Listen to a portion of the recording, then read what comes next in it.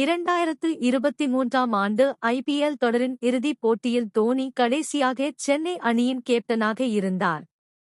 அந்த சீசனின் இறுதிப் போட்டியில் குஜராத் டைட்டன்ஸ் அணியை வீழ்த்தி தோனி தலைமையிலான சென்னை அணி சாம்பியன் பட்டம் வென்றது.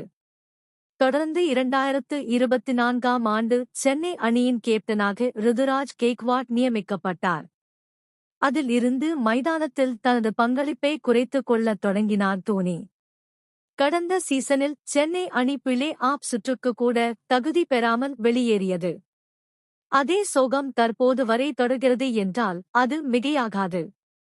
நடப்பு ஐபிஎல் சீசனில் இதுவரை விளையாடிய 5 போட்டிகளில் தொடர்ச்சியாக 4 ஆட்டங்களில் தோல்வியைக் கண்டு சென்னை அணி அதல பாதாளத்திற்கு சென்றுள்ளது. சென்னை அணியின் இத்தகைய செயல்பாட்டை துளியும் எதிர்பாராத ரசிகர்கள் சமூக வலைதளங்களில் கேப்டன் ருதுராஜ் குறித்தும் இன்னும் சில வீரர்கள் குறித்தும் வசைபாடத் தொடங்கினர். இந்நிலையில் நடப்பு ஐபிஎல் சீசனில் இருந்து முழுமையாக விலகியுள்ளார் ருதுராஜ் கெய்க்வாட்.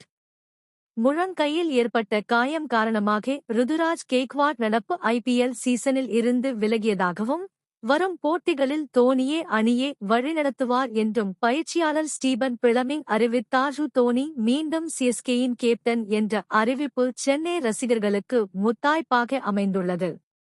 ஒரு புறம் ருதுராஜ் கெய்க்வாட் விலகலை சுற்றி பல்வேறு சர்ச்சைகள் நிலவி வந்தாலும் மறுபுறம் மீண்டும் தோனியை கேப்டனாக பார்ப்பதை நினைத்து சென்னை ரசிகர்கள் கொண்டாடி வருகின்றனர்.